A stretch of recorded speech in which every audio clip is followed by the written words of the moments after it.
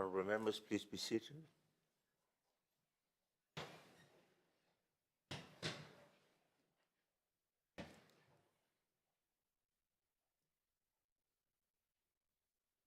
Honourable members, can you please join me in warmly welcoming the students and the teachers and the parents of Naibidullah District School in Taliabu.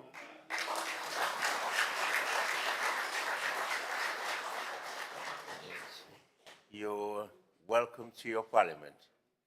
And I hope that your visit will give you some valuable lessons and insights into the working of your parliament and its role as one of the three arms of the state. We will proceed where we were on the oral questions, honourable members. The fifth oral questions for the day, honourable members, please take note that the oral question 309 of 2025 has dropped from the order paper as it has been addressed through the ministerial statement by the Honourable Minister for Finance, Honourable Emmanuel, on Thursday, the 27th of November. Similarly, the next oral question 310 of 2025, is being withdrawn by the Honourable Ali Kimbia, as it has been addressed by the Minister for Finance in his response to oral question 256 of 2025. That leaves us with the last oral question for today, and I now call on the Honourable Tony Usumate to ask question 311 of 2025. Thank you, Mr. Speaker. Sir, the question is addressed to the Minister for Agriculture. Can the Minister update Parliament on the measures put in place to prevent and control the spread of termites? Thank you, sir. Thank you. I now call on the Minister for Agriculture, the Honourable Thomas Itunambuna. Honourable Speaker, sir, I wish also to thank Honourable Usumate for raising the question regarding control of termites. There's quite a number of termite species in Fiji, but I'd focus my response this morning to Asian subterranean termite. Honourable Speaker, sir, over the years, the spread of invasive termite species known as the Asian subterranean termite has posed a growing threat to household, public infrastructure, and community assets. This pest is highly destructive, difficult to contain once established, and capable of causing intensive structural damage. Government agencies, including Ministry of Agriculture and Waterways, Biosecurity of Fiji, Ministry of Forestry, have been working collaboratively to monitor infected zones and assist communities and implement containment measures. Honourable Speaker, sir, the infestation has been observed across multiple residential and commercial areas, especially in Lautoka and the whole Western Division and Lambasa, where termites, Lautoka and Nadi, and Lambasa, where termites have compromised wooden structure, household utilities, and public buildings. Their ability to spread rapidly through soil and infested material continues to challenge our eradication effort. Public awareness and early detection remains critical, and the government has intensified our outreach through inspections, community training, and technical advice. Honourable Speaker, sir, the agriculture sector bears significant risks from their infestation, as termites do not limit themselves to damaging building structures.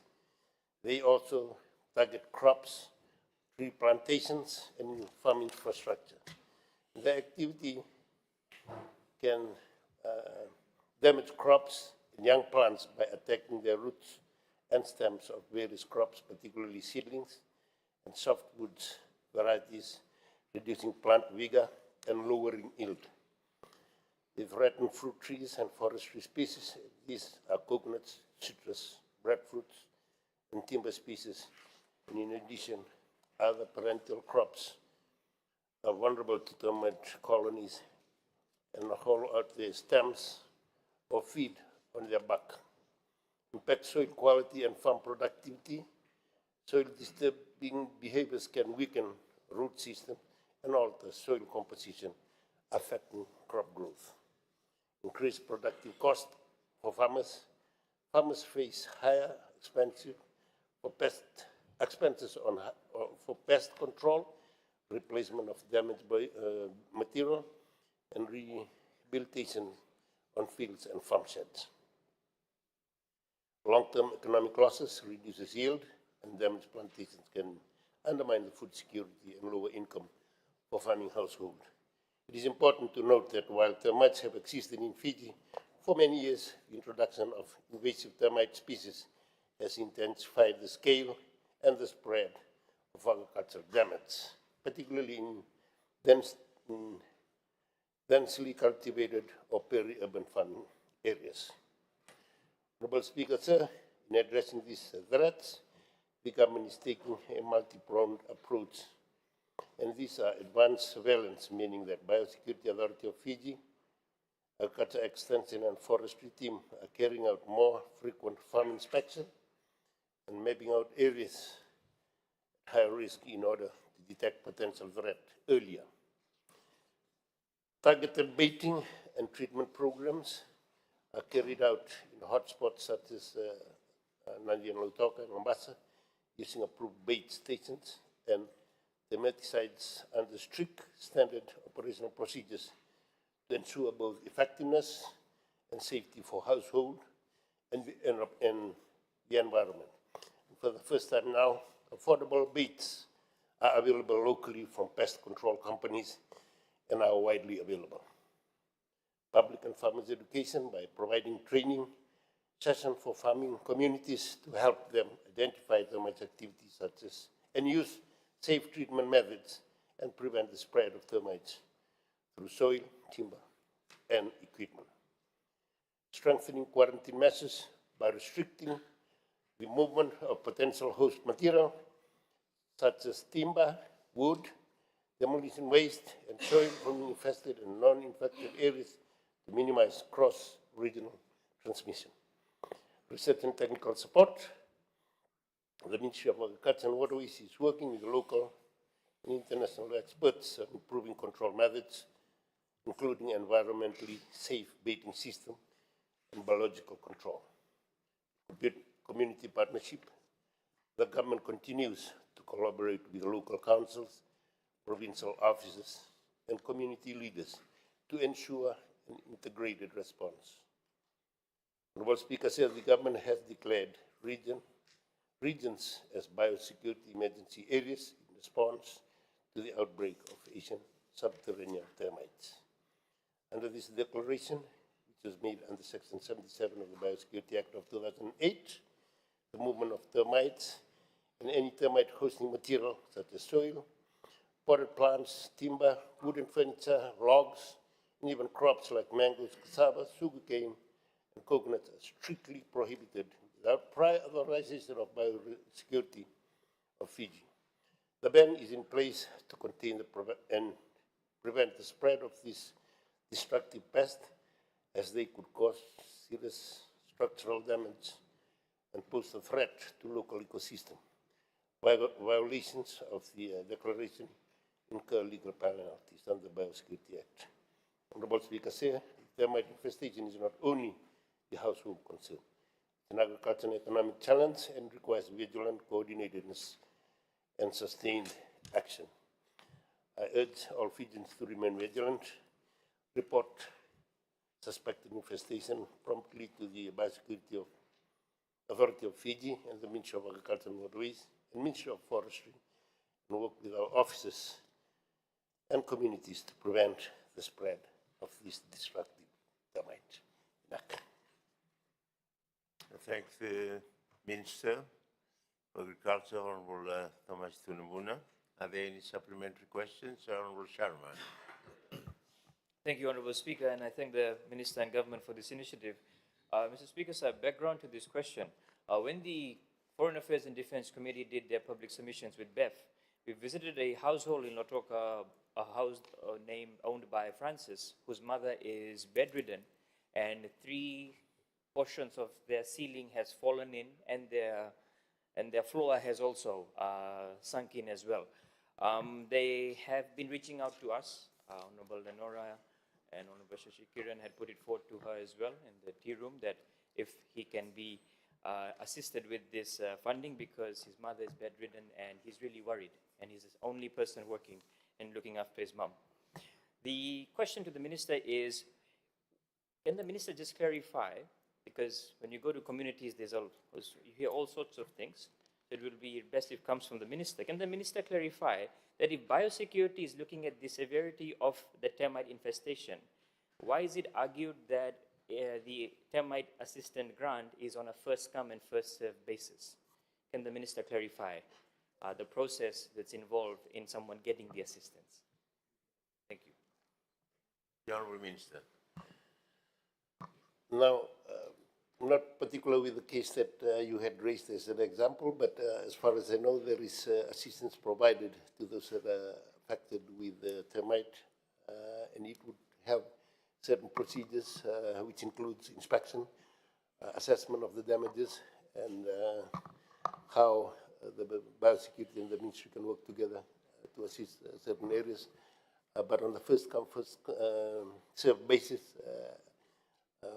I believe those that had their homes infected and damaged first will probably be attended first, than those who are detected and assessed later. I'm not sure whether it's part of it, but it's a normal practice that those who will report and will be assessed first more likely to be assisted first than those who will be detected later. Thank you. Thank you. We will move on to the, that was final, the last of our oral question for today, honorable members. And like yesterday, there are no written questions today. So the question time is over. So we move on to the next item on the agenda, Secretary General. End of week statements. Honorable members, as you have seen on today's order paper, that we will deal with 8 end of the week statements today. Each member may speak for up to 10 minutes with a 10-minute response by the minister or ministers responsible for the subject matter of the member's speech. No seconder is required, and there will be no other debate. For the first question, Honorable Bala is not present. I am given to understand that Honorable Bala is presently consulting with the medical personnel. We hope it is nothing serious, and we wish him well. In the circumstances, his question will drop. And that means the Honorable Prime Minister will keep his response until later. So I'll now call on the next, the Honorable members. I'll now call on Mano Kamkamida to deliver his end of the week statement.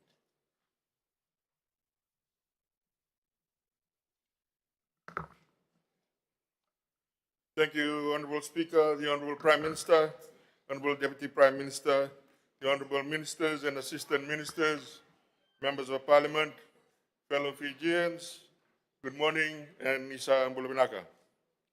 Honourable Speaker, before I rise to deliver my end-of-week statement, I wish to place on record my acknowledgement and pay tribute to my former personal assistant, Agnes Shalini John, who passed away last week.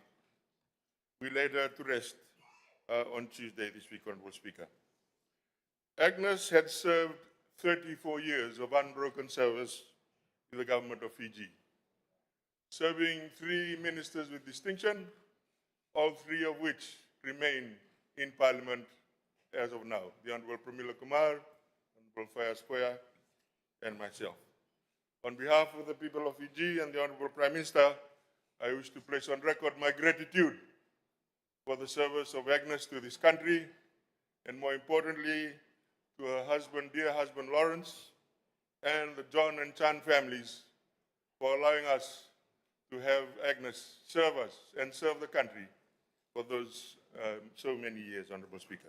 3 decades, in fact, Honorable Speaker. Honorable Speaker, I rise today to provide an outline or a report card of sorts on the People Coalition's initiatives with regard to economic diversification. Simply put, to genuinely re-engineer the economic architecture of Fiji and broaden its base. I have in this august chamber said that this side of the House brought back real democracy to Fiji, Honorable Speaker. Equally, Honorable Speaker, this side of the House has started delivering real, genuine economic diversification for Fiji. The building blocks have been put in place, which will set up this country in the years to come. Allow me to explain, sir. When the People's Coalition took office in December 2022, it viewed economic diversification as a key priority. There had been a lot of focus on tourism. Key areas of interest were the ICT sector, commercial agriculture, commercial aquaculture, fisheries and forests, education, tourism, and many more. It was also the belief of the coalition government, Honorable Speaker, that if we capitalized on Fiji's hub status in the Pacific, made trade and investment easier, worked with the private sector, and kept harnessing the MSME and cooperatives, we would be able to unlock Fiji's potential. In March 2023, Honorable Speaker, I received a call from the Trade Commissioner of the US, Mr. Alika Cooper, that Google wanted to engage with Fiji on a possible series of connections from the US, South America, Australia, and Southeast Asia to Fiji. Within 7 months, after meeting the Honorable Prime Minister, Google announced their entry to Fiji. The potential impact to the economy, Honorable Speaker, is significant. Our ability to establish Fiji as a genuine ICT hub is now cemented. We anticipate the ICT sector, Honorable Speaker, will rise to about 10 to 15% of GDP within the next 10 years and generate well over 20,000 jobs in this time frame. This will mean more opportunities for our young men and women in the years to come. Honorable Speaker, in the BPO sector alone, we have onboarded 5 companies from 2023, creating 300 new jobs. 5 other BPO opportunities are being pursued. Recent Reserve Bank reports reveal that the foreign exchange earnings have reached 300 million. We envisage 500 million, Honorable Speaker, within a 10-year time frame. We have inquiries from cybersecurity entities wanting to set up hubs in Fiji. A starting salary of a cybersecurity analyst, Honorable Speaker, is between 40,000 to 50,000 US or 30,000 to 40,000 pounds. I am not suggesting that we pay that salary in Fiji, but the fact of the matter is that the salaries of our young women and women will rise. The shortage of cybersecurity analysts globally is around 4 million people, Honorable Speaker. So, Fiji will be well positioned to capture this opportunity. The other positive developments, Honorable Speaker, have been the groundbreaking of the Lyndhurst Business Park, or Pacific Coral, which means that there will be available infrastructure to facilitate the growth in this sector, plus the development of academies, potentially through Google, and a few other potential investors. Possible collaboration with one of our universities is also being planned. Honorable Speaker, finally, KPMG, which used to be just a chartered accounting firm, is now a fully fledged BPO center supporting part of their business in Australia. It now has 250 staff and growing to 300 very soon. It also houses an artificial intelligence center, which is delivering services to Australia. Honorable Speaker, the potential is huge. The other ICT initiative which we were able to launch was the licensing of Starlink, Honorable Speaker.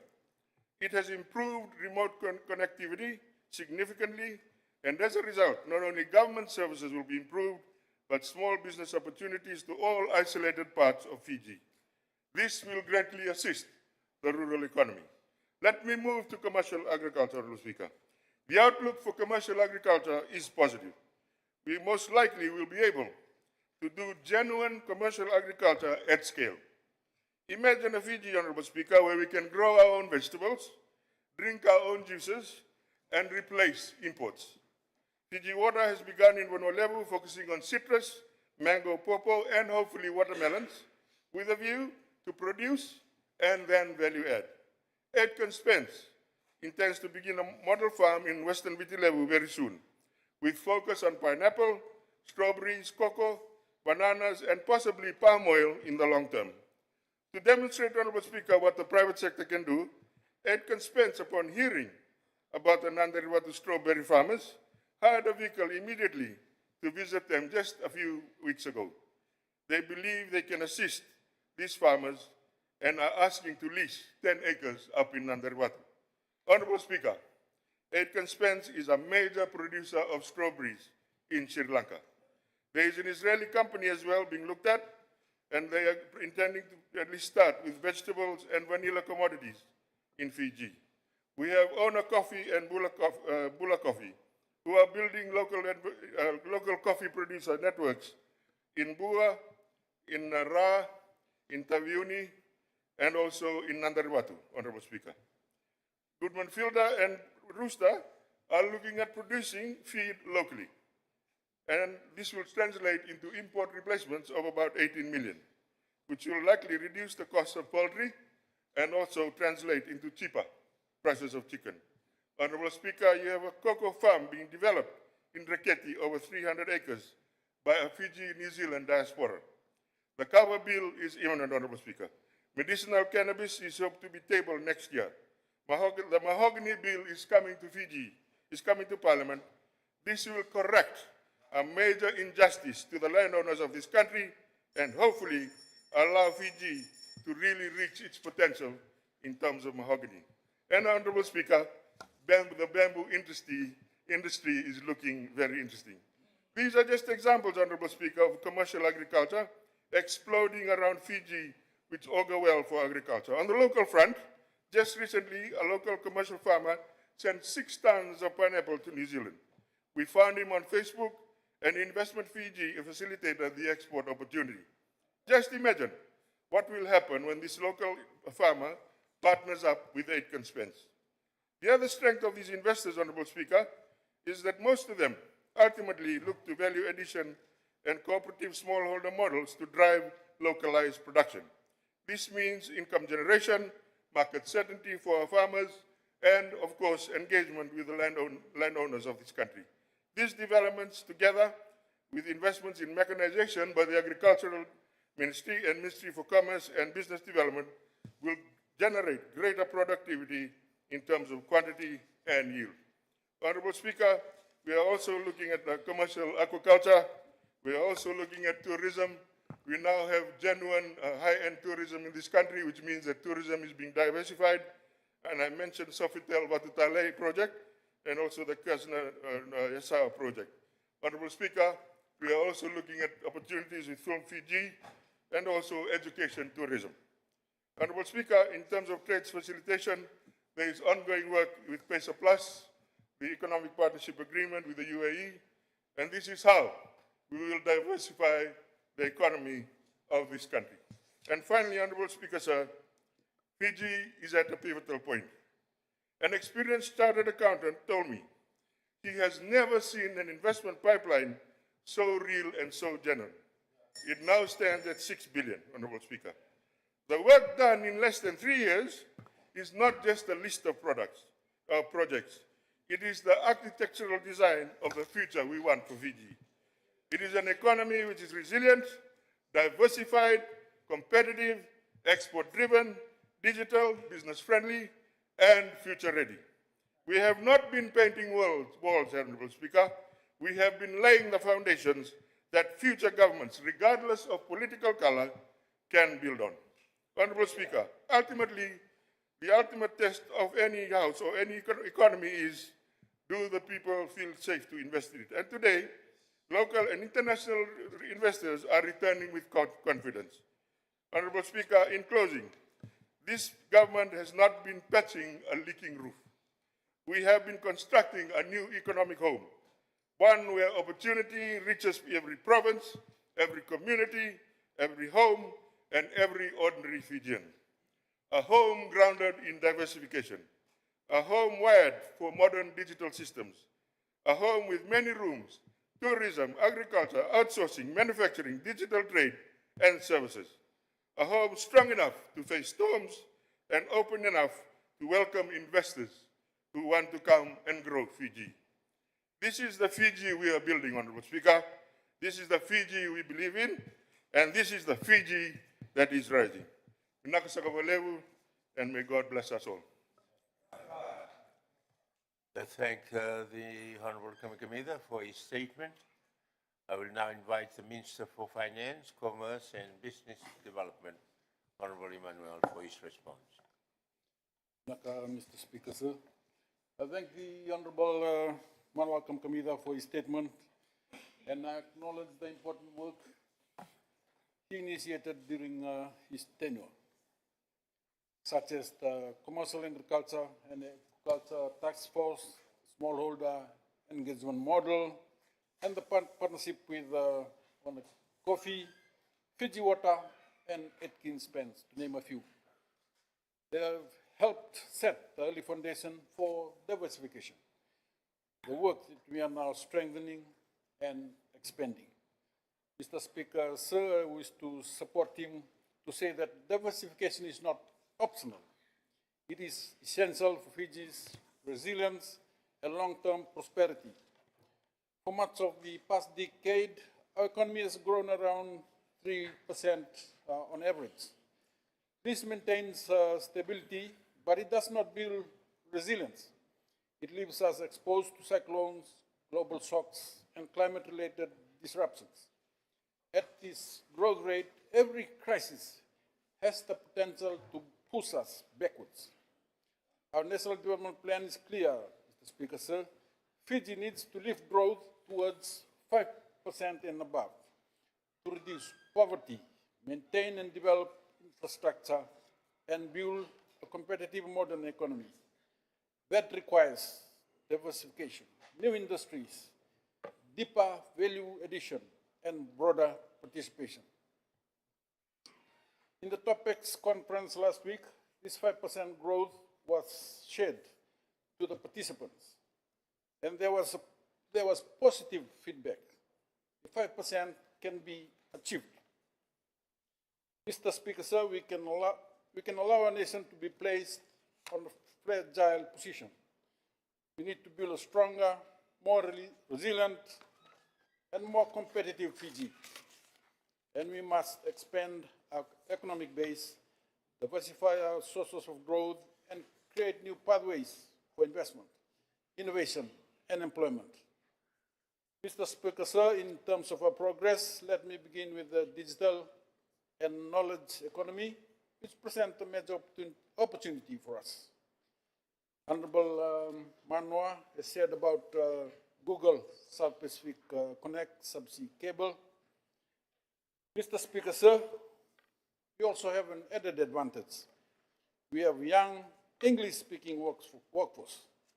We are well positioned to expand into high-value service export, such as remote professional services, fintech support, creative industries, and regional data operations.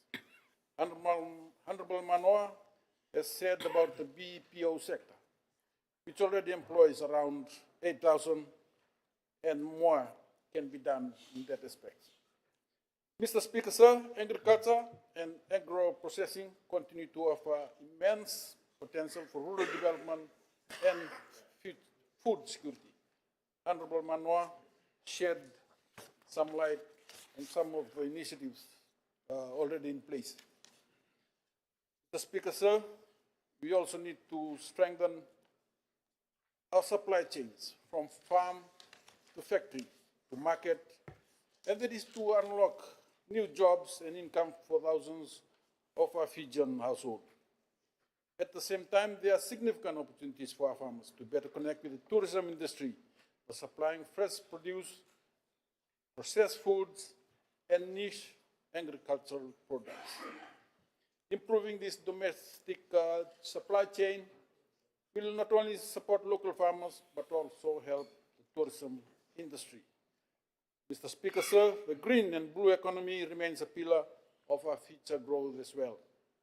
Fiji is blessed with significant ocean resources, rich biodiversity, and natural assets that can be leveraged sustainably. Opportunities lie in aquaculture, high-value marine products, sustainable fisheries management, and ocean-based energy solutions. Mr. Speaker, sir, as we work to diversify our economy and reduce our reliance on a narrow set of industries, light manufacturing and repackaging offer a clear path for Fiji to broaden its economic base. As I mentioned before, our central location in the Pacific, well-established transport and logistic networks, and growing ease of doing business reforms position Fiji to become a regional hub for value-added processing, assembly, and packaging of goods designed for neighboring island markets. Mr. Speaker, sir, innovation and entrepreneurship remain central to our economic transformation. I've shared this week, Mr. Speaker, sir, about Business Now Fiji, the e-service platform, and also the rollout on starting our business services. Furthermore, Mr. Speaker, sir, strategic public-private partnership will continue to play a vital role in infrastructure, technology, and climate-resilient developments. Mr. Speaker, sir, there are challenges as well we must acknowledge openly. Our small domestic market, higher logistic cost, and vulnerability to global commodity prices that continues to impact our competitiveness. Also, there's climate change and natural disasters that normally impose heavy fiscal and economic burdens, often diverting resources from development priorities. Mr. Speaker, sir, however, these challenges, we have every reason to be optimistic. Fiji has a dynamic private sector, a young and adaptable workforce, and strong partnership with development partners and international investors. The reforms we are undertaking, from ease of doing business improvements to state-owned enterprises restructuring and financial sector modernization, are laying the groundwork for sustainable and diversified growth. Mr. Speaker, sir, in closing, Fiji's future will be defined not by the constraints we face, but by the choices we make today. Diversification is a pathway to resilience, stability, and prosperity.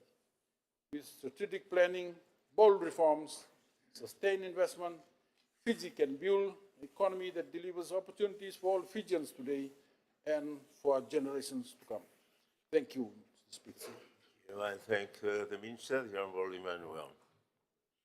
Next, the Honourable Members, I call on the Honourable Ham Chand to deliver his end of the week statement.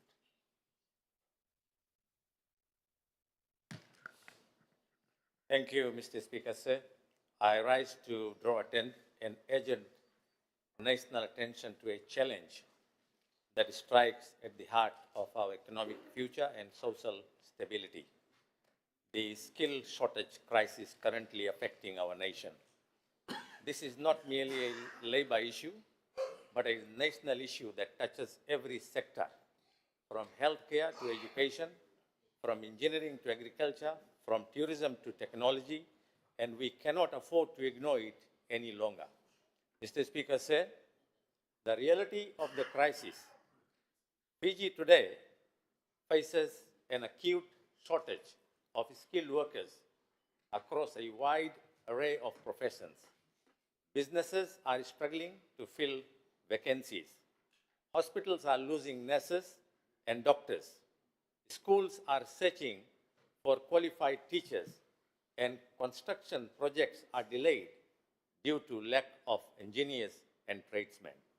Mr. Speaker said, the continued exodus has strained the country's workforce, and with a shrinking working age population, Fiji now faces serious challenges in sustaining economic growth. Mr. Speaker said, the chronic labor shortage is also impacting other key sectors, including tourism and the primary industries. Employers consistently face difficulty finding workers with fundamental technical skills. Tourism operators face shortages of qualified hospitality managers, and construction firms struggle to recruit skilled tradespeople. Technology companies cannot find competent developers and data analysts in sufficient numbers. Mr. Speaker, sir, as a country, we are investing heavily in education, yet the return on that investment is increasingly benefiting foreign economies. This trend must be reversed. Why Fiji is facing this national problem? Mr. Speaker, sir, there are three core reasons behind Fiji's current skill shortage crisis: migration, lack of incentives, and limited career development pathways. First, migration.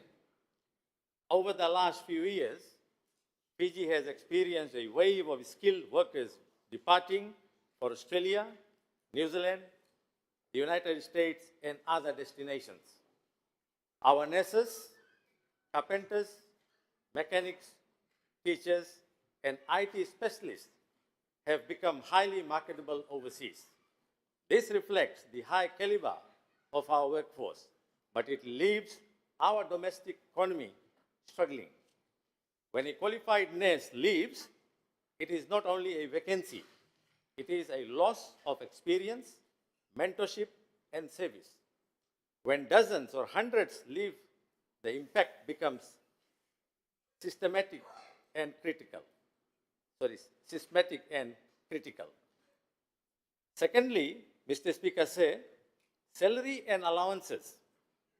Many nurses and teachers are leaving for jobs abroad, particularly in Australia and New Zealand, because the recent pay increase cannot cushion the high cost of living, and in some cases, allowances are not paid on time. If the issue remains unaddressed, Fiji's healthcare system and education sector will continue to operate in crisis mode. Without a solution-focused dialogue, the shortage will only worsen, and Fiji's healthcare system and education sector will face mounting challenges. Consequences of the skills shortage. Mr. Speaker says, the consequences are already visible. The shortage of teachers is affecting the quality of education. Today, more secondary trained teachers are filling gaps in primary schools. The quality of education is seriously compromised. The shortage of nurses and doctors is increasing waiting time and burdening our healthcare system. Mr. Speaker said the construction sector is slowing, not because of lack of demand, but because of lack of manpower. Businesses are being forced to hire underqualified labor or import skilled workers at a high cost. This raises the cost of living and slows national development. It also affects national morale. When our young people see peers living and succeeding abroad, they begin to lose confidence in the opportunities available in Fiji. The skill shortage, therefore, is not only an economic concern, it is also a social concern. The way forward, the sustainable solution, Mr. Speaker said, we cannot simply plug the gaps as they appear. We must have a national strategy for skill development and retention. The solution must be long-term, multi-sectorial, and sustainable. Mr. Speaker said, I propose the following strategic pillars. First one is incentivize workers to stay in Fiji, improving retention through workplace culture and compensation. We must make it attractive for our skilled workers to remain in Fiji. This includes reviewing remuneration structures and critical sectors offering performance-based allowances and providing clear career progression pathways. We should not only compete with overseas salaries, we must compete with career satisfaction and national pride. Review immigration policy strategically, Mr. Speaker said. Where critical shortages exist, we may need to strategize, invite skilled professionals to fill temporary gaps. However, this must be done with balance and foresight, ensuring that our local workers are trained and upskilled in the process. Immigration should not be a substitute for national development. It should complement it. A call for collaboration and national unity. Mr. Speaker said, this skill shortage crisis is not the responsibility of one ministry or one party or one sector. It is a national issue. It demands collective action. Government cannot solve it alone. We need employers to offer fair wages and clear pathways. We need tertiary institutions to evolve curricula. We must also recognize that solving this crisis goes beyond economics. It is about identity and nationhood. Every time a skilled Fijian stay and contributes to this country, they strengthen our national pride. Every time we equip a young citizen with a skill that changes their life, we strengthen the foundation of our society. Allocation of resources, Mr. Speaker said, government must be strategic in allocating resources to education, ensuring that funding is directed to areas where skills are needed most, so the gaps created by migration can be filled in a timely manner. Fiji's economic future is being held back by a deepening skills crisis that demands a major reset of the country's entire workforce system. In conclusion, Mr. Speaker said, if we act now decisively and collectively, Fiji can transform this challenge into an opportunity. We can become a regional hub for skilled professionals. Our industries can grow, our youth can prosper, our families can remain together, our systems can become resilient. But to do this, we must invest in our people. We must see our workforce not as a cost, but as our greatest national asset. Let us build a Fiji where skills are nurtured, talents are retained, and opportunities are created at home. Let us not wait until the shortages become crises in every sector. Let us act now. Honorable Speaker, we owe this responsibility to our children and to all future generations. With unity, vision, and firm leadership, we can turn the tide. Thank you, Mr. Speaker. Sir. And I thank the Honorable Ram Chand for his statement. In the absence of the Minister of Education, I now call on the Assistant Minister of Education, the Honorable Ilyas Manawalu, for his response. Thank you, Mr. Speaker, sir. I thank Honorable Ham Chan for his statement on skill shortage crisis in Fiji. As Assistant Minister for Education, I stand today. I will elaborate on what the Ministry of Education and the coalition governments are doing now. What we already started, and now we are addressing the current skill shortage crisis in Fiji. Mr. Speaker, sir, honorable members has emphasized a lot of skill shortage, but has totally forgotten the blunder done by the previous administration, which has weakened the skill sector and the effect of this skill experience in our nations of Fiji. Mr. Speaker, sir, I strongly agree that education is important. And as a government, we are ensuring that our education system is modern, relevant, and accessible for all youth in Fiji. Mr. Speaker, sir, education without pathway into work is a half promise. And at this point of time, I reaffirm that we are working on the bridge between education, skill training, and employment.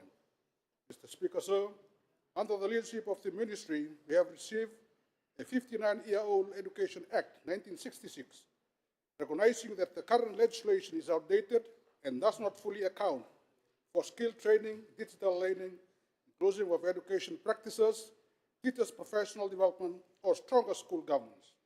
Mr. Speaker, sir, the Education Bill Part 5, Curriculum Development and Assessment, Section 23(3)(g), focus on teaching of practical life skills in schools. Moreover, Section 41D emphasized the promoting technical and vocational education training. Mr. Speaker, sir, we are promoting technical and vocational and apprentice-oriented training track, TVET, alongside academic pathway, so our young people can be practical, job-ready skills aligned with industry demand. Mr. Speaker, sir, the coalition government has introduced a number of innovative policies through Territory Scholarship and Loan Service Schemes, TSLS.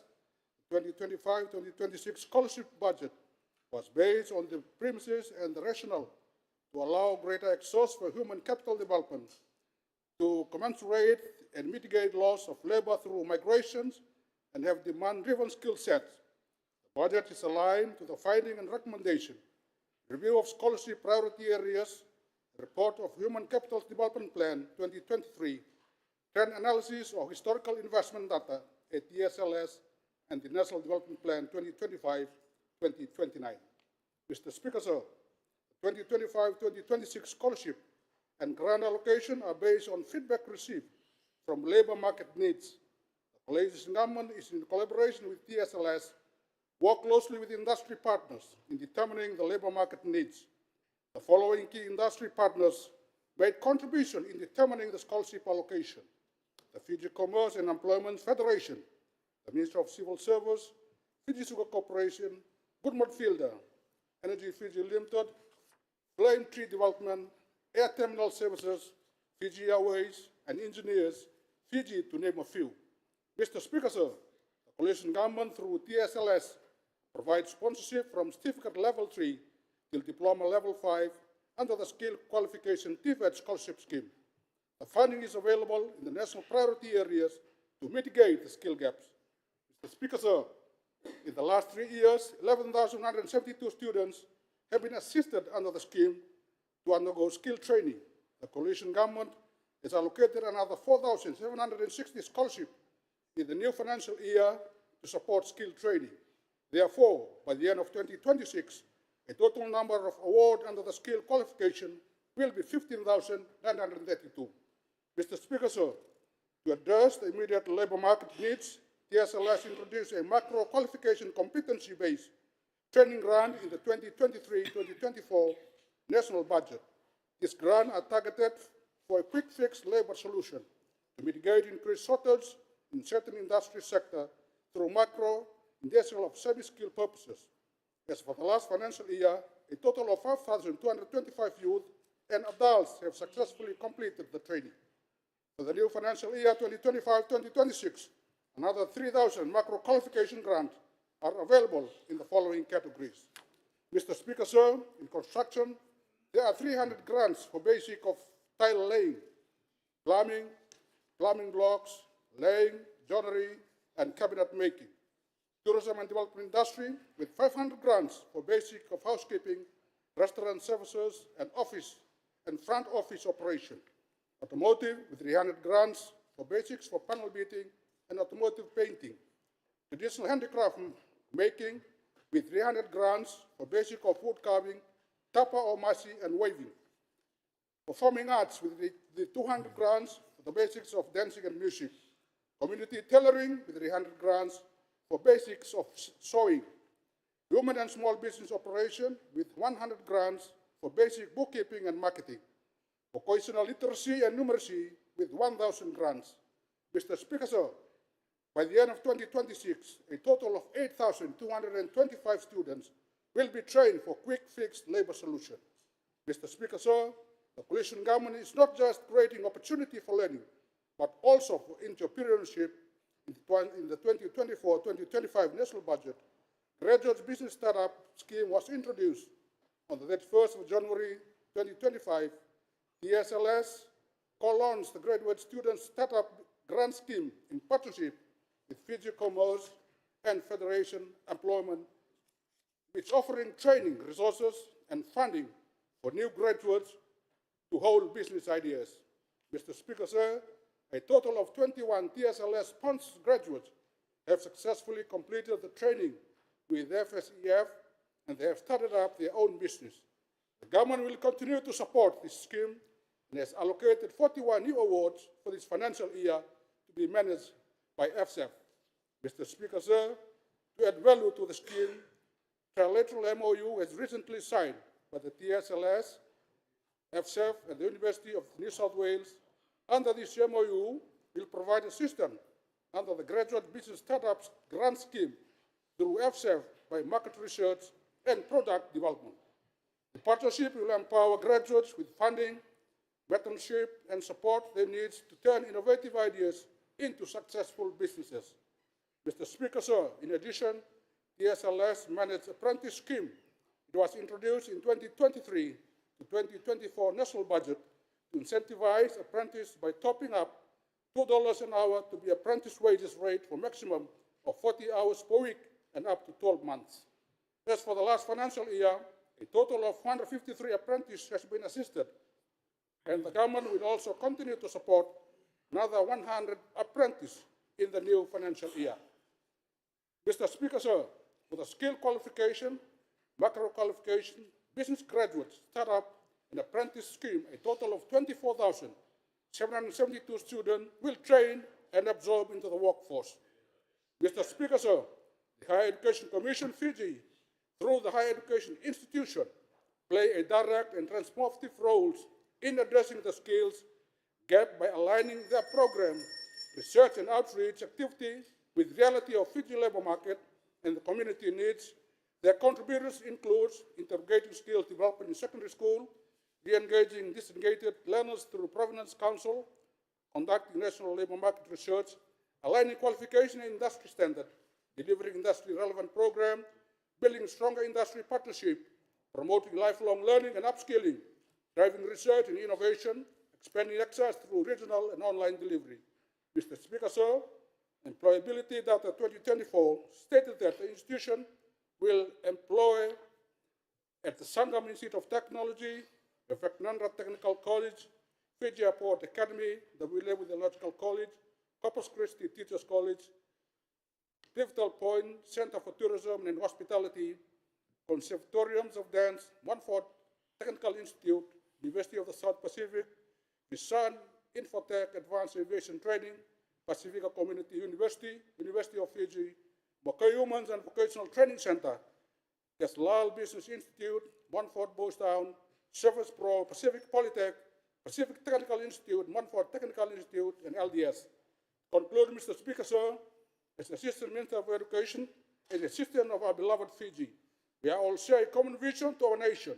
At this point in time, I want our youth, our families, and our Vanua to know that we are not waiting for the future, we are acting right now. Mr. Speaker, sir, we are reforming our legislation, modernizing access, and a will to continue with TSLS, FHEC, HECF, HEI, and other industry stakeholders to identify the gaps and will address skill shortage with our link to the employment shortage here in Fiji. May God bless us all. May God bless Fiji. Thank you, sir. I thank the Assistant Minister, the Honorable Manawalu, for his response. The Chair is given to understand that the Honorable Shailen Kumar, who is to deliver the next statement, is desperately making his way back to us from a school engagement. Accepting his dilemma, the Honorable Member's statement will be deferred to the end of the order paper, item 6. If, however, he does not appear by then, his statement will drop. We now proceed to the next statement. I now invite the Honorable Joseph Nunn to deliver his end of the week statement. Thank you, Mr. Speaker. I rise to speak on the matter that literally haunts the darkness of our highways. It is an issue that every driver in the Western Division knows in the pit of their stomach. It is an issue that brings tears to the eyes of our sugarcane farmers and despair to the village mothers trying to maintain a food garden. I am speaking, about the crisis of stray animals, specifically cattle, horses, and goats roaming our roads and trespassing on our farms. We often speak of infrastructure in the House, we speak of potholes, we speak of bridges. But Mr. Speaker say the most dangerous obstruction on our Queen's roads and King roads today is not pothole. It is a 500-kilogram bull standing invisible in the middle of the tarmac at 2 a.m., waiting for an unsuspecting family to drive into it. The reality on the ground, Mr. Speaker, said the killing fields. Let us be honest about the geography of the crisis. From Maui Bay in the Coral Coast, winding through the cane belts of Singatoka, in areas such as Sobi Bay, Lawai Village to Narata and Valley Road, Kulkulu, Singatoka Sandy National Park Vista Information Center, Waibongi, Malangere, Semo, Lombay, Navatu, Bavu, Nambo Pine, Malomalo and Nendi, passing through the heavy trek of Latoka and Ba, and stretching all the way to open plains of Vengara and Ra, the Western Division has become a hazard zone. The Speaker says, I have driven these roads at night, and many of us have. You grip the steering wheel a little tighter. You scan the edge of the road, not looking for scenery, but looking for flash of the eyes in your headlights. When an accident happens, Mr. Speaker says, they happen far too often. The devastation is total. We have lost breadwinners. We have seen vehicles destroyed. We have seen tourists who come to enjoy our paradise and leave with trauma or injuries because a horse or a cattle is lurking in the blind corner. And what happens after the crash? This is the part that angers the people, Mr. Speaker. Say, the driver crawls out of the wreckage, the police arrive, they look at the animal and they dead silence. Why? Because nobody owns the animal. Suddenly, Mr. Speaker, say, it is a ghost animal. The police are helpless, they look for a brand often, but there is no brand. Or the brand is so old, overgrown, or poorly done that it is ineligible. In many cases, unscrupulous owners have deliberately not branded the animal to avoid registration fees or taxes. So the police cannot charge anyone. They cannot seek compensation for the victim. The owner of that animal, who is likely sleeping comfortably in a near village or settlement, stays silent. They know if they claim the animal, they claim the liability. So let the animal rot and let the victim suffer in silence. This is the failure of the justice system, and the happening is every week in the West. The agriculture heartbreak. But the story of road is half the story. A step of the tummy can go into the farms.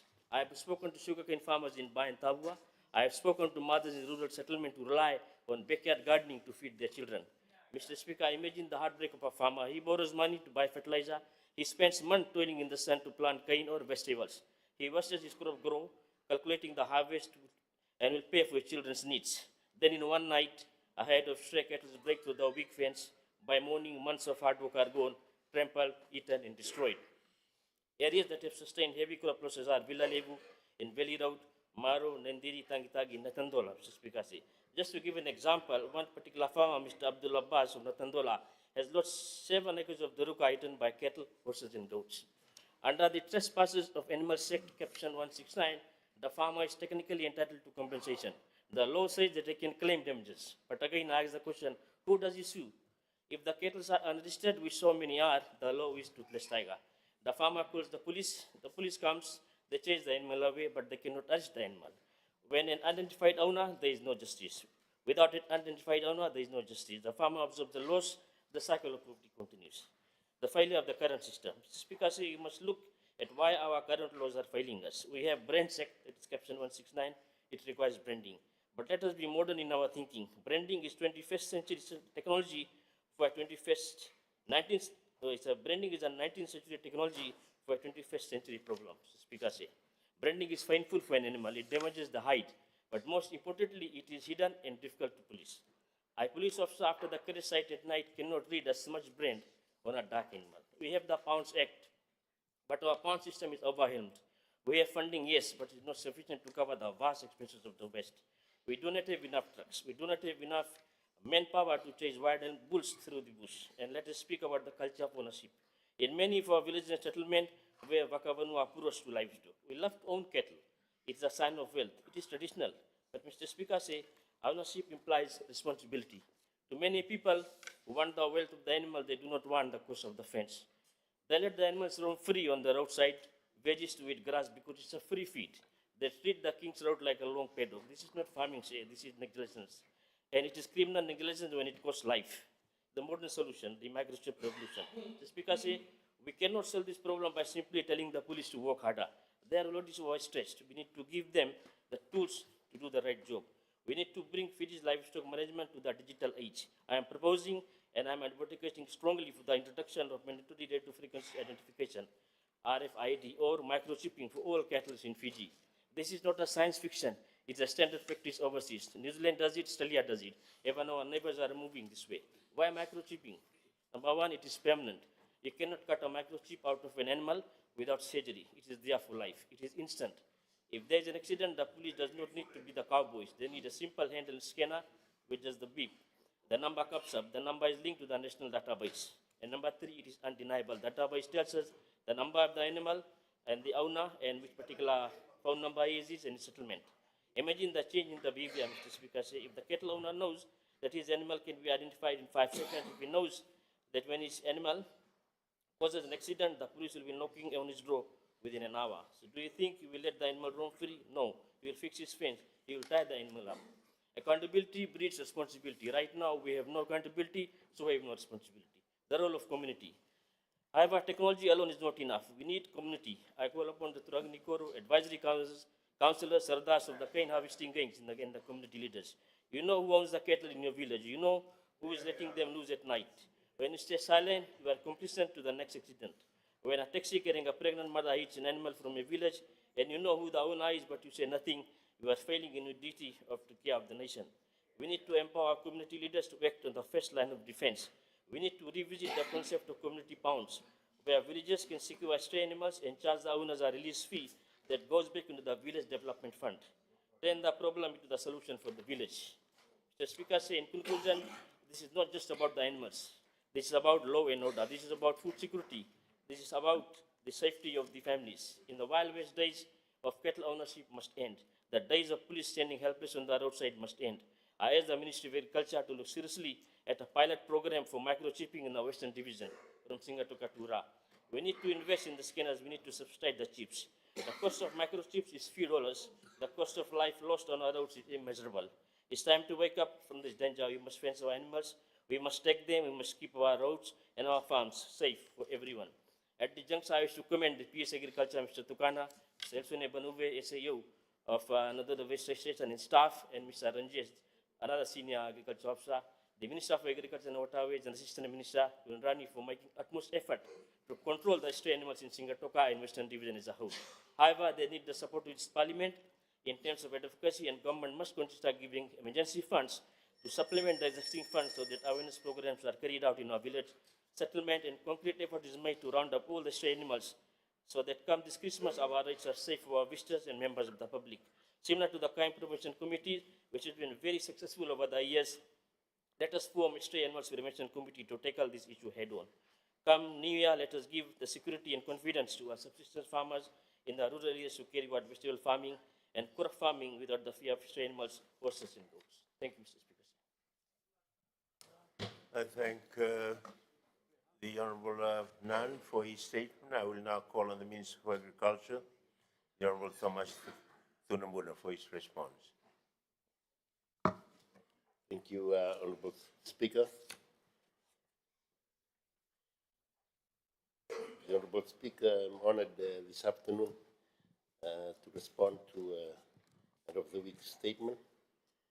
And I wish to acknowledge Honourable Nand for his comprehensive and insight statement on the community engagement and control of stray animals on roads and communities.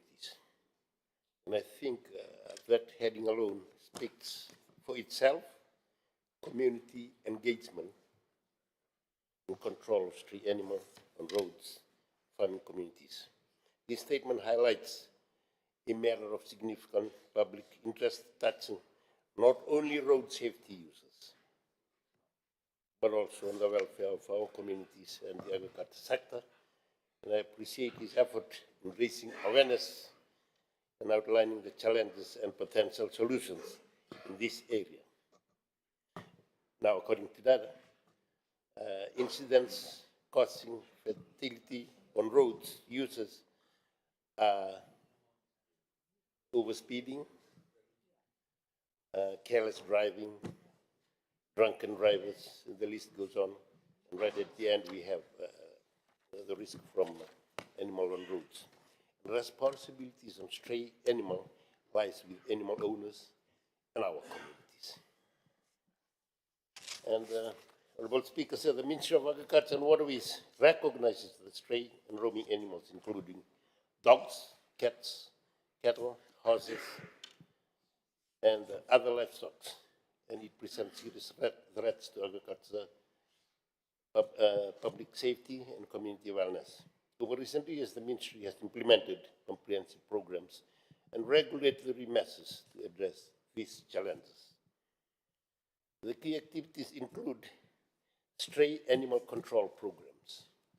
The Ministry of Agriculture runs a dedicated stray animal control program within its Ministry of Health and Animal Division, one of the 6 divisions of the Ministry of Agriculture.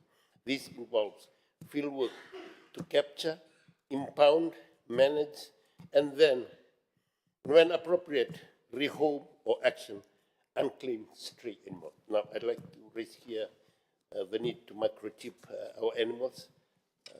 In the West, there are regulations that are required to be in place to address introduction of technologies like microchipping.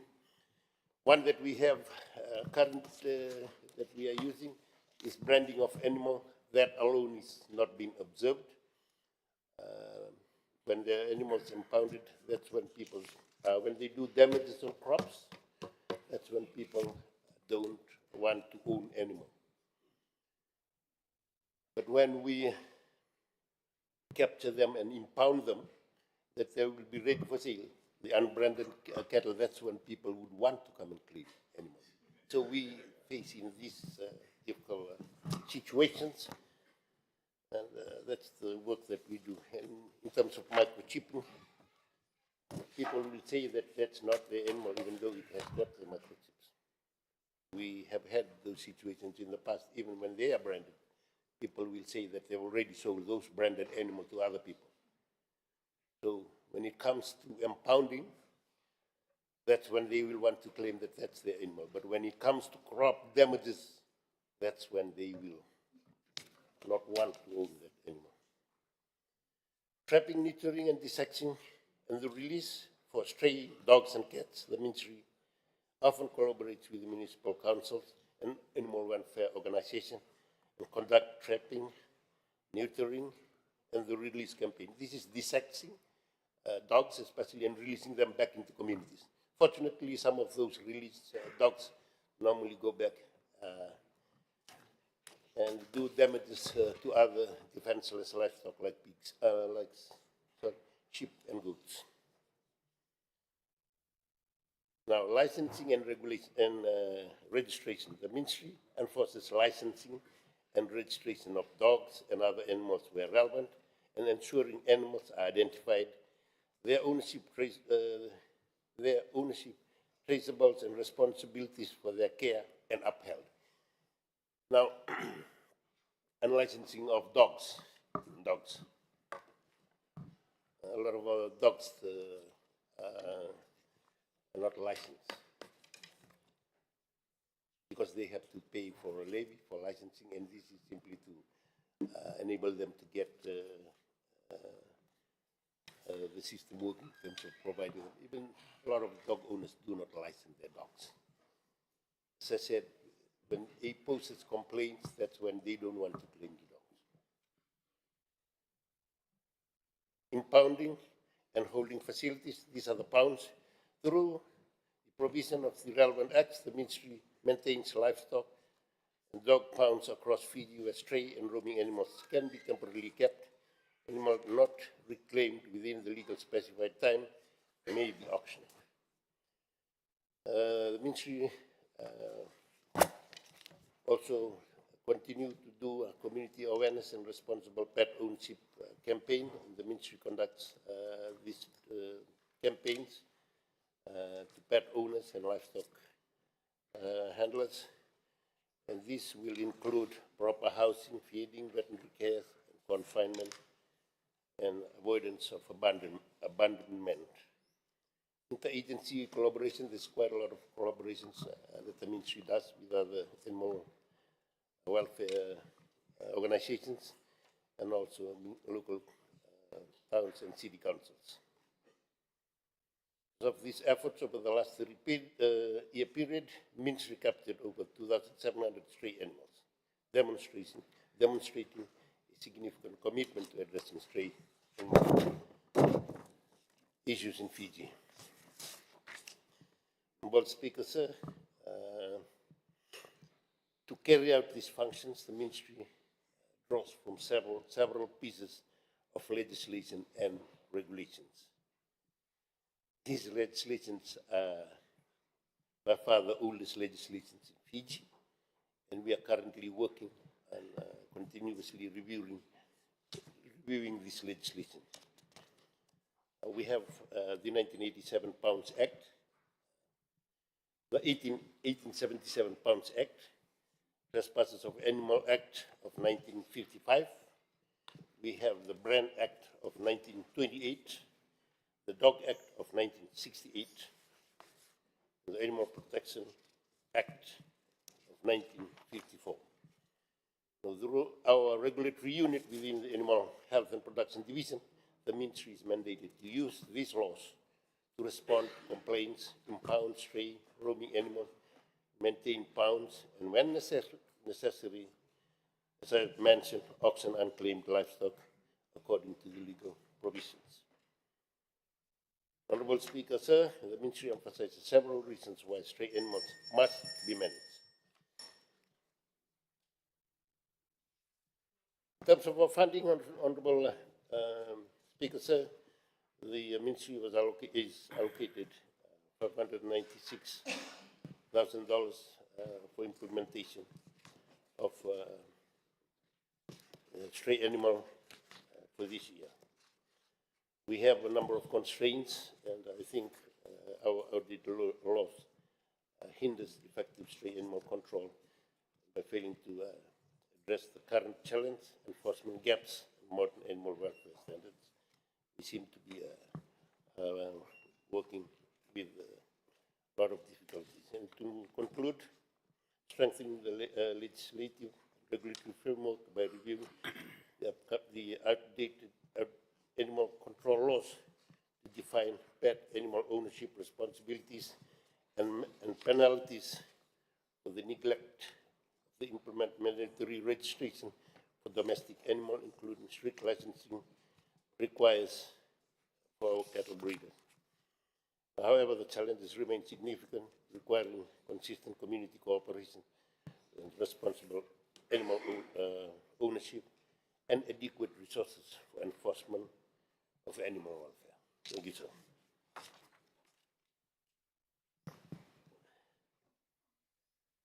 I thank the Honourable Minister for his statement. We have only one more end of the week statement, but in view of the time, I will entertain a suspension motion. But before that, I wish just to relate to the issue of the cattle on the road at night. It's nothing new to these chambers. I'm aware that it was raised initially. I'm reminded of a contribution by one of the members of Parliament in the Legislative Council before independence in 1970. I cannot recall the name of the member itself, but I'm sure Honorable Fayez Koya's father would have, because we had shared the joke also. When the issue of cattle on the road at night posing a danger to drivers was raised, the Member of Parliament suggested that a hurricane lantern, tambudangi, should be compulsorily tied to the tails of each of these cattle. So there is a solution still, I think. But I'm sure the researchers can dig up the record from the old days. It was, in fact, but I must say the farmer was from the West, the MP. All right, so we'll move on to our suspension motion, and for the purposes of complying with the standing orders with respect to sitting times, I now call upon the Leader of the Government in Parliament, the Honourable Rofilip Thuissoau, to move a suspension motion. Speaker, I move that under Standing Order 6, that so much of Standing Order 23-1 is suspended so as to allow the House to sit beyond 12:30 p.m. to complete the remaining items listed in today's order paper. Is there a seconder? Honorable Speaker, I second the motion. Thank you. The Honorable Olal Moore, second. I now call on the Leader of the Government in Parliament to speak on his motion. Thank you, Mr. Speaker, sir. We need to complete the end of week statements now. Thank you. Honorable members, the floor is open for debate. Are there any intervention? I don't see any. I'll call on the Leader of the Government if he so wishes to reply. Further comments on Thank you. The Parliament will now vote. The question is that under Standing Order 6, that so much of Standing Order 23, Clause 1 is suspended, so as to allow the House to sit beyond 12:30 p.m. today to complete the remaining item listed on today's order paper. Does any member oppose the motion? If no member opposes the motion, it is agreed to unanimously. Honorable members, as I had indicated, the Honorable the statements by the Honorable Manokam Kamida and the Honorable Rina Sharma, they both have been withdrawn. And that leaves us only with the last statement, end of the week statement by the Honorable Inosi Kurindani, and I ask him to deliver his statement. Navalevu, Honorable Speaker. Honorable Speaker, before I present my end of week statement, firstly, I would like to express my sincere appreciation to the Tutu Rural Training Center in the island of Taveuni and the Fulton Adventist University College in the Sambeto in Nandi for their unwavering commitment to advocating for the education of our youths in the field of agriculture. Their dedication to empowering young people with essential skills and knowledge is an achievement beyond measure. Mr. Speaker, sir, the impact of their work extends far beyond the classroom by equipping youths with practical agriculture expertise. They are contributing to improve livelihoods, strengthen food security, and a more resilient national economy. The effort continues to inspire hope and create opportunities for our new generation of young farmers, innovators, and leaders. For their vision, leadership, and remarkable contribution to youth development, we extend our heartfelt gratitude to the Tutu Rural Training Center and the Fulton Adventist University College. Honorable Speaker, sir, I rise today to highlight the critical importance of the Navuso Agriculture Technical Institute, abbreviated NATI, and to underscore the vast potential it holds for our youths and indeed for economic and social future of Fiji. Value of the legacy of NATI. Honorable Speaker, Navuso Agriculture Technical Institute, located in the Moanase, Navuso in Neta Siri, is a historic institution established by the Methodist Church in 1923 on 1,300 acres of land. It has long been a cornerstone of agriculture education. Over the past 10 decades, NATI has educated what are often called replacement farmers, equipping them with just to farm, but to lead, to innovate, and to contribute to the backbone of our economy. Navuso has played a significant role in the development of rural youths over the past 10 decades through its training program, not only in Fiji, but also in other Pacific Island countries. This was so because it was the only institute that was offering a certificate in tropical agriculture. A lot of reputable agriculturists, specialists, and leaders in the Pacific were graduated of Navuso after completing a 3-year training program during those days, during the 60s, where in 60 were places allocated for students from other Pacific Island countries. Through the years, the school has gone through its many areas of success and failures. The school continued to learn from its failures and build on its success, which had allowed it to remain standing at this point in time and continue to deliver its core original function, the training of future replacement farmers of Fiji. Nevertheless, it is the Fijian government's continued support to the school through the provision of annual grants, and that enabled the institute to remain operational today. Under the Methodist Church in Fiji stewardship, the operation grant from the Ministry of Agriculture and Waterways, and the education grant from the Ministry of Education, I want to thank Honorable Ronrondo for continuing to support INATI in terms of their education grant and tertiary student loan scheme, which had enabled the school dropouts and less privileged youth to acquire basic knowledge and skills in agriculture. Through these grants, Navuso continued to operate as both a vocational and agriculture technical institution. Importantly, NATI is registered as accredited by the Higher Education Commission of Fiji as a vocational provider. Educational training programs at NATI. Honorable Speaker, sir, let me now speak about the key programs offered at Navuso, because they are the heart of why the Institute is so vital for Fiji's youth and our future. Certificate in Agriculture, Level 4, is a 3-year Higher Education Commission of Fiji accredited program that combines practical farming skill, farm management training, and entrepreneurial support to prepare graduates for sustainable agriculture careers. National Certificate in Agriculture and Dairy Production, Level 2, is a 11-week industry developed HFC accredited program that equips young farmers with practical skill in calf rearing, pasture nutrition, milk quality, animal welfare, and fencing for Fiji's dairy sector. Practical life skills and holistic development.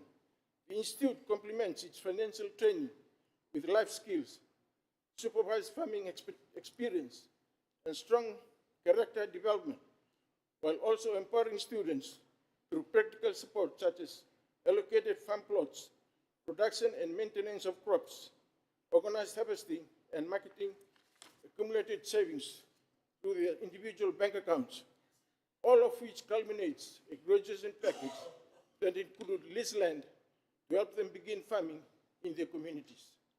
Honorable Speaker, sir, in addition to the programs offered at NATI, the institution has partnered with Israel International Development Agency, MESHEV, through a memorandum of understanding to deliver a learning by doing program that sends NATI students to Israel for 11-month agriculture trainings.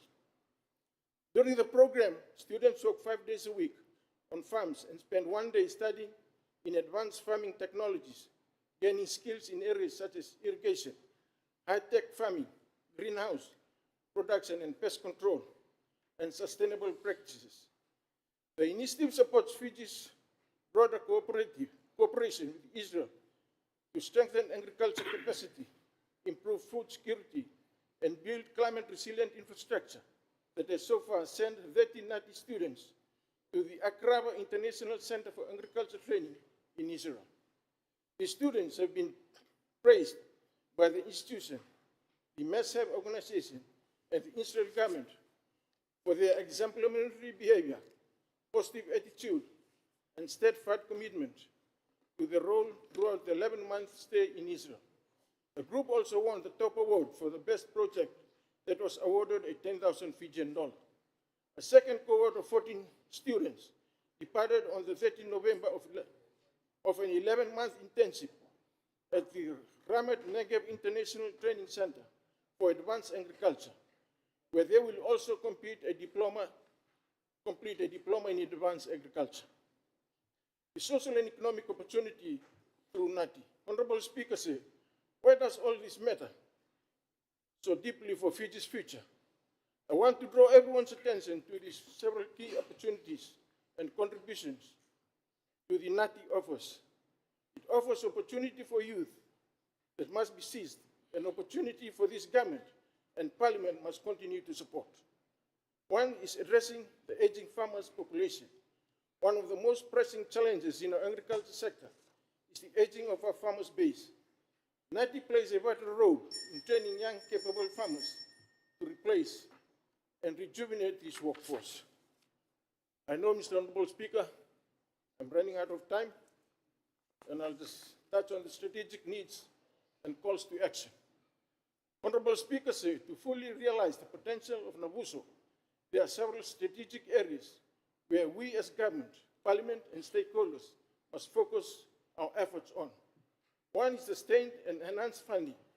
Continued investment is needed, not just for infrastructure, but for modern tools, durable equipment, and more farm enterprises. Stronger partnership.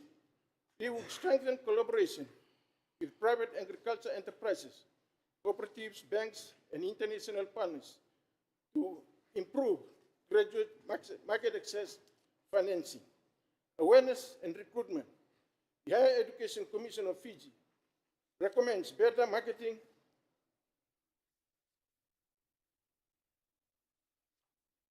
of NATI.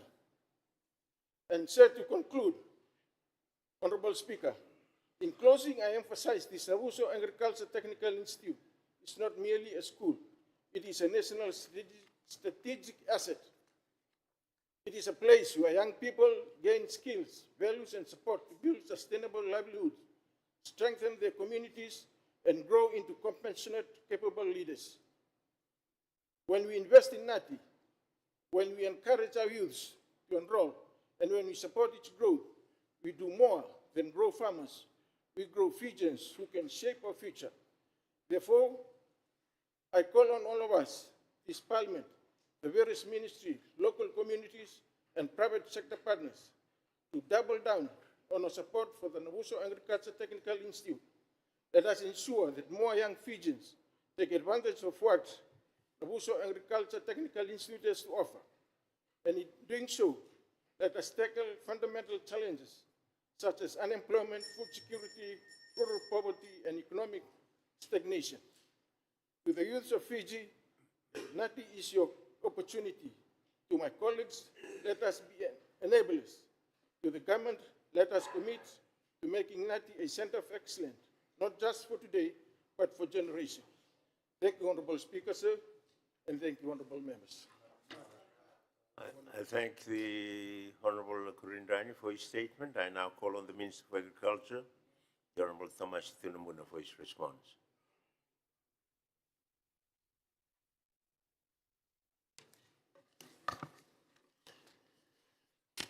Thank you, Honorable Speaker. Honorable Speaker, sir, I rise to add my full unreserved support to the statement made today by Honorable Assistant Minister for Agriculture and Waterways, Honorable Kurindrani, about the critical role that Nabuso Agriculture Technical Institute has been playing in shaping a brighter future for Fiji's youth, and by extension, confronting many of the social and economic challenges we face as a nation. Honorable Speaker, the Nabuso Agriculture Technical Institute is a cornerstone of youth and national development. It reduces urban rift and preserves social coherence, and building a new generation of agro-leaders and innovators. And NATI prepares graduates to lead cooperative farmers, agribusiness ventures, agro-processing facilities, and community-based agriculture projects, empowering leaders who understood both rural realities and business in agriculture. In conclusion, Honorable Speaker, sir, by investing in an institution like Nabuso, Tutu, Fulton College, and similar training centers, we are investing in the future of our nation. We are giving our youth dignity, opportunities, and purpose. We are building resilient communities, strengthening our food security, and laying the groundwork of sustainable economic growth rooted in our land and our people. I wholeheartedly support Honorable Kurindrani's statement and urge all honorable members to join me in supporting this vital cause. Now, sir. I thank the Honorable Minister, Tunamuna, for his response.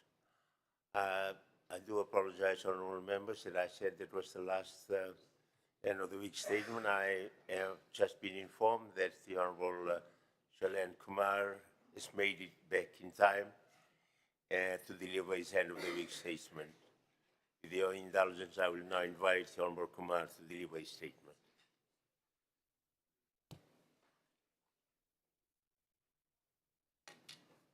Mr. Speaker, sir, I wish to thank you for allowing me to contribute to this August House about the Ministry of Multi-Ethnic Affairs and some of the programs and activities it is undertaking to promote social cohesion. At the outset, I must thank the Prime Minister for having the confidence in me to hold the position of Assistant Minister for Multi-Ethnic Affairs. I'm also grateful to the Honorable Charanjit Singh for guiding me as I make inroads in the ministry. Mr. Speaker, sir, I am extremely humbled by the opportunity to be part of Ministry of Multi-Ethnic Affairs. This is an extension to what I have been doing for a long time, serving the people in resolving issues and ways in which they can come together. I strongly believe in working with people and getting the major races together, a task that the Ministry of Multi-Ethnic Affairs is also undertaking in its earnest, that is promoting social cohesion. Social cohesion, Mr. Speaker, sir, rests on a fundamental truth. Nations prosper when their people feel a sense of belonging, when communities participate meaningfully in national development, and when our diversity is embraced as a source of collective strength. Our ministry is committed to being the bridge that brings communities together, nurtures mutual respect, and reinforces the bonds that hold our nation together. Social cohesion is not a destination, but a continuous journey. And Mr. Speaker, say, we remain committed in our resolve to ensure that Fiji remains peaceful, united, and confidentially moving forward. Mr. Speaker, say, I come from a humble background where race and ethnicity were never barriers. They were simply part of the fabric of our everyday life. Growing up in a rural Vitilevu, I lived side by side with families of every race and religion. We learned together, worked together, celebrated together, and faced hardship together. These experiences shaped my values, my worldview, and the person I am today. Mr. Speaker, I say with pride that I am in many ways a product of social cohesion, a living example of the harmony, respect, and unity that we strive to strengthen across our beloved nation. The Ministry of Multi-Ethnic Affairs was created to help build a more cohesive, inclusive, and compassionate Fiji. The vision of the ministry is for all communities, Itoke, Indo-Fijian, Rotuman, Banban, and the others to feel respected, valued, and heard. Social cohesion, Mr. Speaker, rests on 4 foundational principles: belonging, inclusion, participation, and recognition. These principles guide ministry's 6 strategic priorities that strengthen community-based organization, enhance access to government services, deepen cultural understanding, and support evidence-based policy and research. They form the framework through which we seek to build a more connected, confident, and united Fiji. Mr. Speaker, as this House is aware, my ministry has been re-established after a lapse of more than a decade and a half. Yet today, I can proudly say that we have made our presence felt across the country. And the people know us because our work is visible in their communities and in their lives. Our strong footprint on the ground is a testament to our commitment, service, and partnership with the people. Mr. Speaker, I wish to place on record my sincere appreciation to the coalition government and to our Honorable Prime Minister for having the vision and confidence to revive this ministry. Their leadership has enabled us to restore an essential institution that strengthens unity, inclusion, and national cohesion in Fiji. Mr. Speaker, let me highlight some of the work that the ministry is undertaking that is helping us to forge the bond of social cohesion. First, the ministry successfully hosted the Girimit commemoration in Lambasa in May this year. The ministry is now working on holding next year's celebration in Suva. There are multiple activities planned to include tree planting, Girimit time capsule, Girimit recipe book, Girimit commemorative stamp release, to name a few. As you are aware, Mr. Speaker, the ministry has introduced its grant program for this year, which has received over 1,000 applications. The vetting process has now been completed and field verifications are currently underway. Very soon, we will finalize and announce the list of successful community-led projects. At the same time, Mr. Speaker, you may have seen Honorable Minister commissioned a number of projects completed from last year's grant cycle. His efforts have received considerable praise. Like him, I am also proud to have these projects completed. I am informed that communities across the country are genuinely grateful to the ministry and to the government of the day for the available grant initiative. The ministry also has been having community consultations around the country. This has allowed the ministry to understand the needs of the communities and find ways that they could be helped. The ministry also has several notable capital projects underway, Mr. Speaker, sir.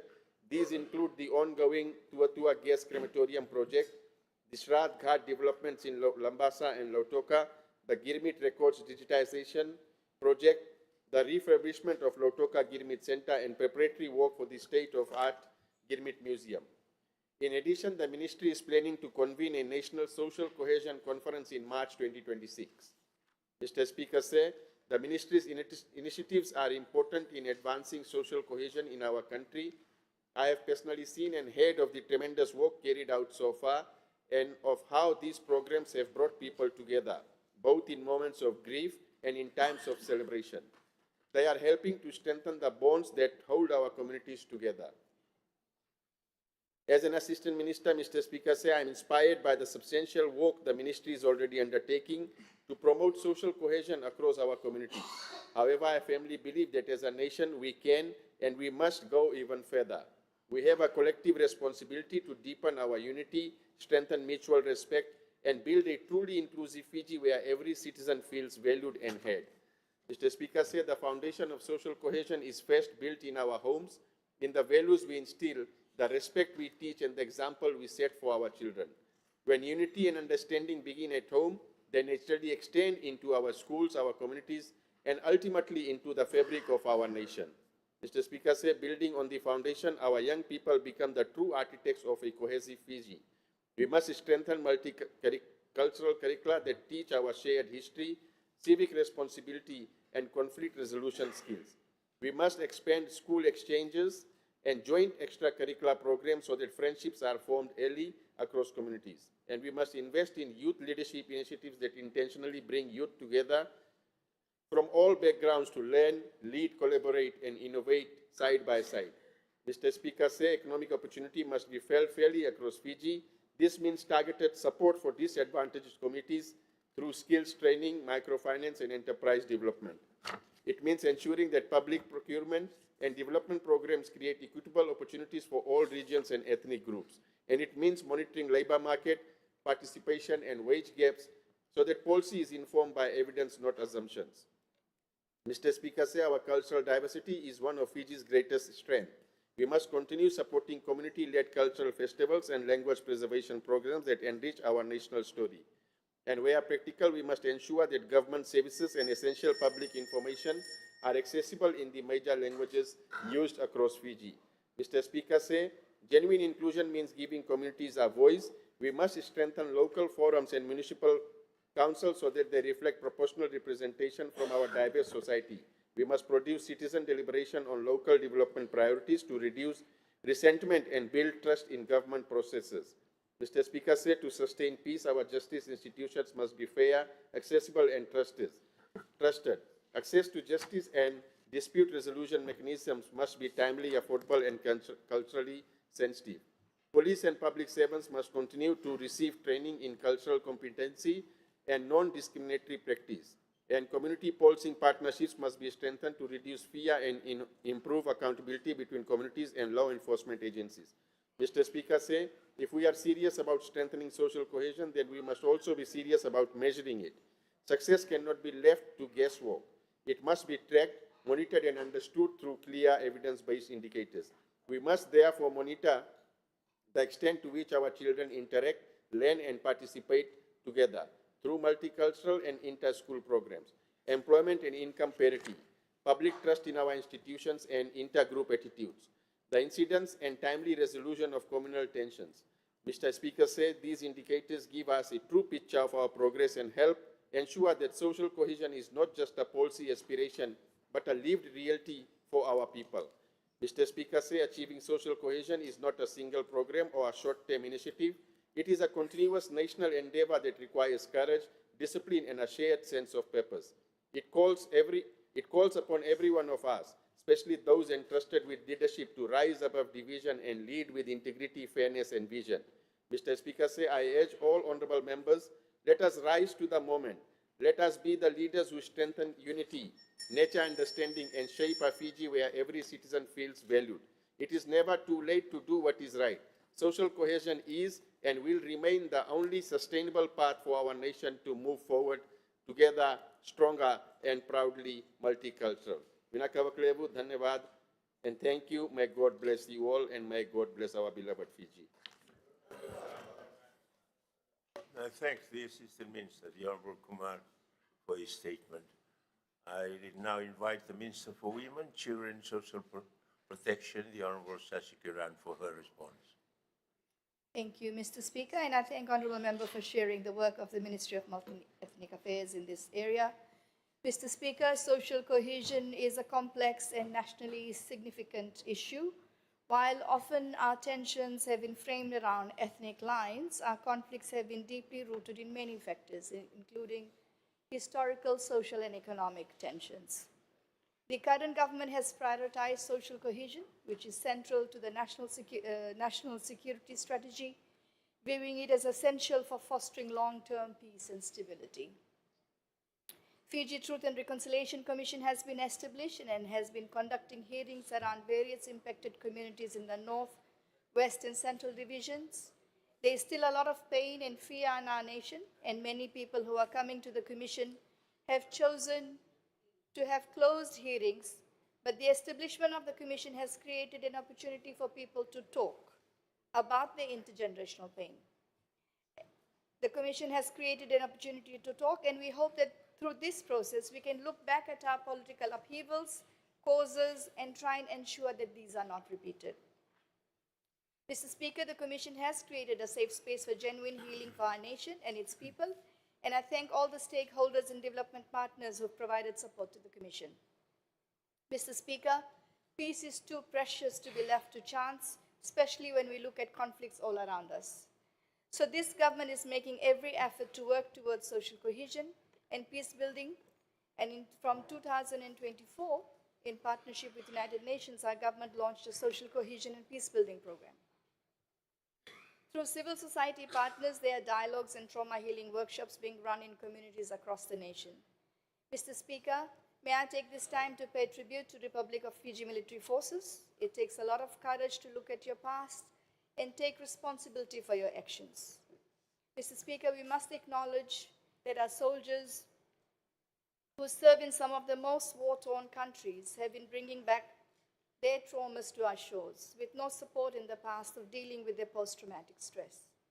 In addition, they are laden with pain and guilt of the role of their employer, the institution that has had a role in different political upheavals. So there are many different layers of healing work that is happening within that institution. We must give the leadership of the military forces credit for the work they have undertaken within and as they reach out to the civilians. They have started the process with Great Council of Chiefs as our tradition dictates. Let's give them the space as they continue to work through their processes and give credit where it is due. They have continuously shared that they are rolling out a process towards civilians, and let's just pause and give them credit. The spread of racially charged rhetoric and disinformation on social media is seen as a clear and present danger to social cohesion, and we are hoping that through Online Safety Commission legislation review, this can be dealt with soon. But I call on political leaders and everyone to rethink the way this is being done. I urge the nation to look deeply at the causes of our tensions. Hurt people, Mr. Speaker. So it is important that each one of us looks at how we are dealing with our own historical pain and take the time to heal ourselves. And before we post anything online or in a rush share anything online, let us ask our question. What is really our intention? To create more division, hate, or to really build peace? Through different ministries, there is a work happening, like we've heard from the multi-ethnic. Ministry of Ethiopia Affairs is also working on social cohesion. It is happening in different layers. So I hope that every concerned citizen, every patriotic citizen, every agency that is working hard to heal the nation we all love are supported. We cannot be sidetracked by those with political motives to keep us divided. A lot of this work has been long time coming, Mr. Speaker, and we need patience and ask Fiji to support every effort of healing and nation building being undertaken by various stakeholders. The Fiji Truth and Reconciliation has also been reaching out to the diaspora to start listening to them. There is counseling and trauma healing provided for anybody who's stepping forward. So I hope that people utilize this process, and collectively, if we all put our intentions collectively to rebuild this nation, if you look in our region or around the world, there has been, just like the long COVID tail, the impacts of the different coups we've had is continuously impacting us across the generations. So we have to, as leaders, pause and collectively decide how we're going to move forward. So I'm hoping that not only the leaders in this house, but our leaders in our faith traditions and in our communities will take the time to pause and utilize these mechanisms for healing, especially as the local government elections are announced and we're coming into election. How do each politician relate themselves towards either nation building or to breaking the nation is something they should be judged by. I hope that we'll collectively work towards social cohesion, and I hope that we will be responsible in the way we are dealing with social media. May God bless Fiji and heal our beautiful nation. Thank you, Mr. Speaker. I thank the Minister, the Honourable Kiran, for her response. Without prejudice, and for me personally, the Assistant Minister and the Minister's contributions to close our week has been very, very refreshing, and something I hope each one of us to take home for the weekend. Honourable members, that brings us to the end of the week's statements. We will move to the next item on the order paper. Secretary General. Adjournment. I now call on the Leader of the Government in Parliament, the Honourable Rofili Petrissoa, to move his motion. Speaker, I move that Parliament adjourns until Monday, 1st December 2025 at 9:30 a.m. Is there a seconder? Honorable Speaker, I second the motion. Honourable Rathubola Lambure, second. Parliament will now vote on the motion. The question is that Parliament adjourns until Monday, the 1st of December 2025 at 9:30 a.m. Does any member oppose the motion? Since no member opposes, the motion is agreed to unanimously. Honourable members, that concludes the end of our sitting this week, and I thank all of you for your contributions throughout this week. I now declare Parliament adjourned until Monday, 1st of December 2025 at 9:30 a.m.